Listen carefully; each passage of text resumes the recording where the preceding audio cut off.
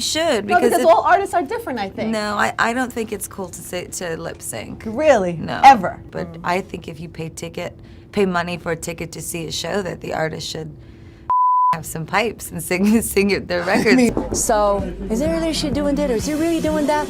Enjoy the show. No, I would never lip sync. And as the boys from Hello guys, welcome back. Today we're talking about lip sync. Why do singers use it? When do they use it? How do they use it? Is it ever okay and acceptable to lip sync? We've got a lot to talk about, so without further ado, let's get into it. What's lip sync? It is a practice in which performers pretend to be singing a song when in fact they are just moving their lips in sync to a track that's being played. You can lip sync to a studio track, which is definitely a more lazy, sloppy option, or to a pre-recorded track that's been recorded prior to the performance, which seems like a more fair and reasonable thing to do, and kind of a lesser evil, if you will. Performing live is hard. Nobody said it wasn't. Let's go over the reasons why singers decide to lip sync during their performances and some of the tactics and strategies with it. The first one of them being performing up tempos with demanding, rigorous choreography. This one seems pretty understandable. Even with the best diaphragmatic support, your voice is gonna waver while performing some larger, more engaging and extended dance moves, which is generally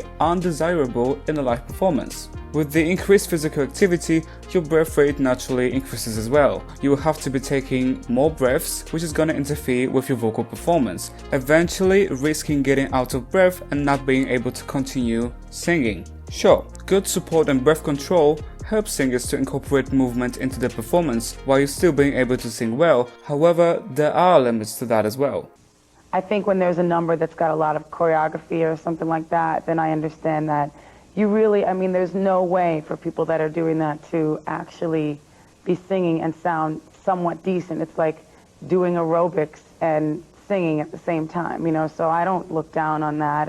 And I think that, you know, if it's appropriate for a song, it's appropriate. Let's look at Little Mix and the recent performances of the up-tempo single. Jade starts the song and she's singing live. In the whole other life there was this boy that I knew. He made me feel like a woman. We were young and silly fools. Anyway, he was in the band, wrote love songs about me. I wasn't crazy about the words, but the melodies were sweet when summer night. But in the chorus, when a more serious choreography kicks in, none of the girls are singing live anymore, as they are lip-syncing to a pre-recorded track. Yes, you heard me right. I've listened to every single performance of Sweet Melody, and I can confirm that it's the same exact track.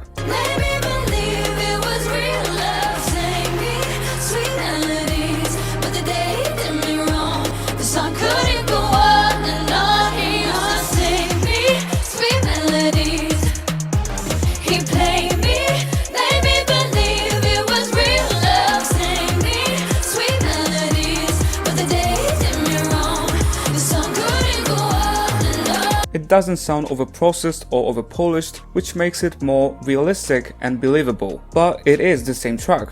Very well done track, if I may add. Now, is the dance routine here difficult enough to justify the lip-syncing? In my opinion, yes, but feel free to disagree with me. After the first dance breakdown, the girls are mostly lip-syncing throughout the rest of the song. He would cheat over syncopated beats. He would cheat over syncopated beats. He would cheat over syncopated beats. I was just his tiny dancer, he had control of my feet. I was just his tiny dancer, he had control of my feet. I was just his tiny dancer, he had control of my feet. Sweet melody, he played me, made me believe it was real love. Sweet melody, he played me.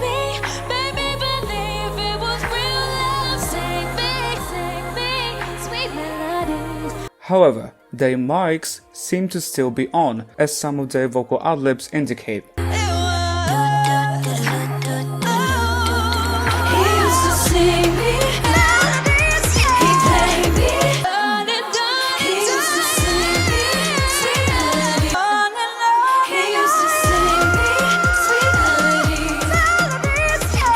Another practice used by some singers, especially prominent in K-pop but definitely not exclusive to K-pop, is singing along with the studio track. You can hear as if their two voices sing the same line.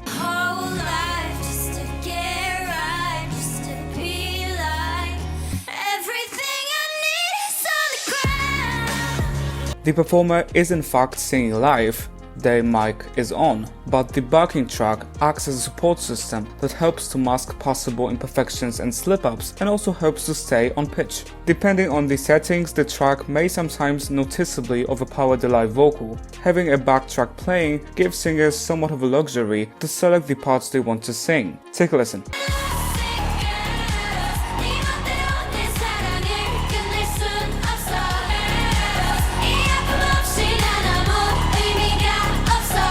A track like this allowed Rosé for a more comfortable breath distribution and to selectively focus on specific parts.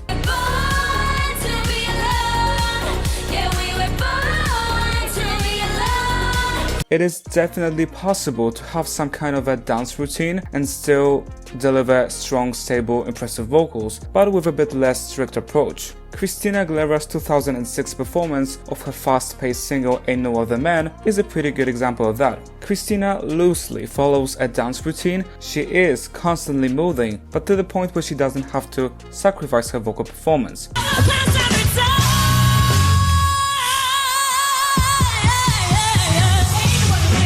She balances it out so that she can incorporate a desirable style into both her singing and stage presence. To sum things up in this section, an intense dance routine seems like a good enough reason to lip sync, especially to a pre-recorded track. But if you do only a couple moves or just walk across the stage and lip sync, I'm afraid you may not get a pass.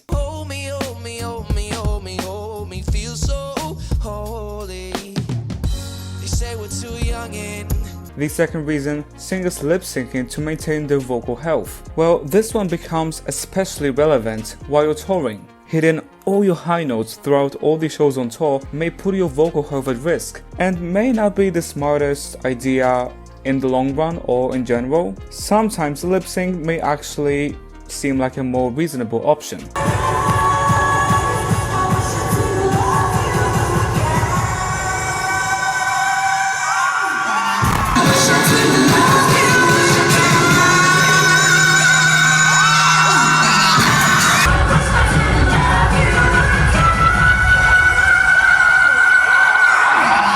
The third reason, lip syncing to avoid failing on challenging, demanding vocal moments. Now we are entering a bit of a grey area here. An alternative to lip sync would be to modify and adjust the studio vocal so that it's easier to perform. An incredibly effective example of that is Demi Lovato's ending of Stone Cold. Here's the note she's hit once in the studio.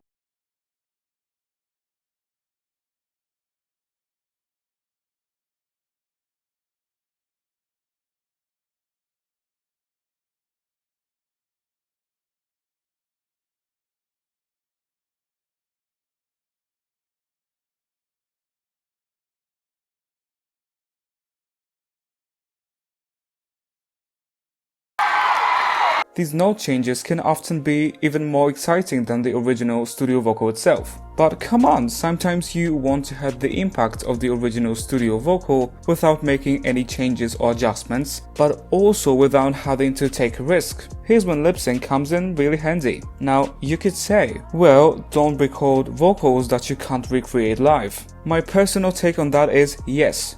Unless you are an already established and renowned vocalist. If Mariah or Celine want to have a big moment on stage and enjoy their studio vocals, Who cares? We know she can sing, unlike a lot of people at the top of the pop. I don't have major issues with that, to be honest.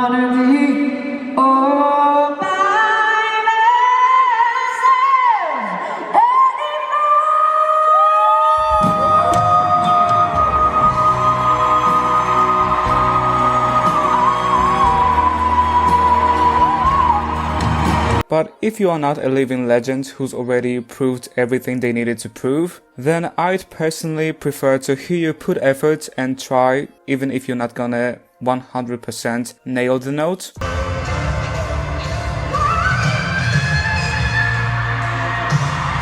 The fourth reason, lip syncing because of situations that are out of singer's control, like health issues, technical difficulties, poor organization. I did not have time to rehearse with the orchestra.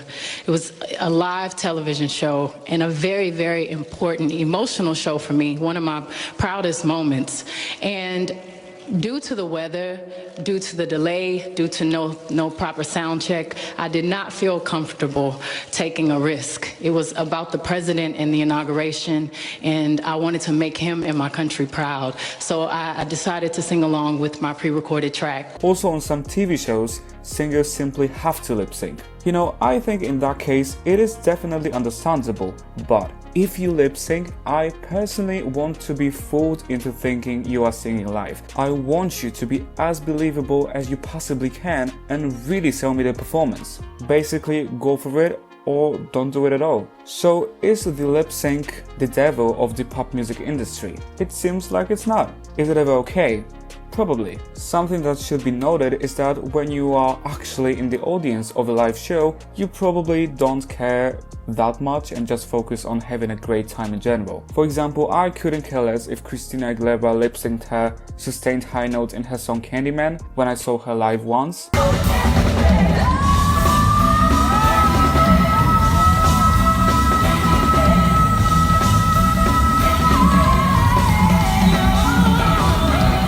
You know, I really feel like it depends on the perspective. With that being said, I think that live singing is an inherent element of a live performance. In conclusion, seems like there is a time and place for lip sync. I'd like to take a minute to appreciate one artist who's never made any shortcuts, and yes, it's Pink, who puts most pop artists to shame with her work ethic and professionalism on stage. Honestly, mad respect.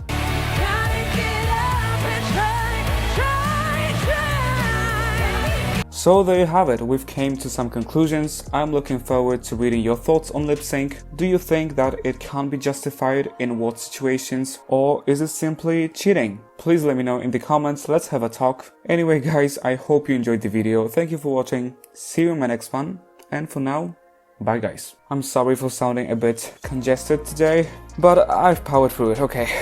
And for those of you who watched till the very end, okay, something short today. Why I look the other way, I wanted you to change, babe. Yeah, that's all.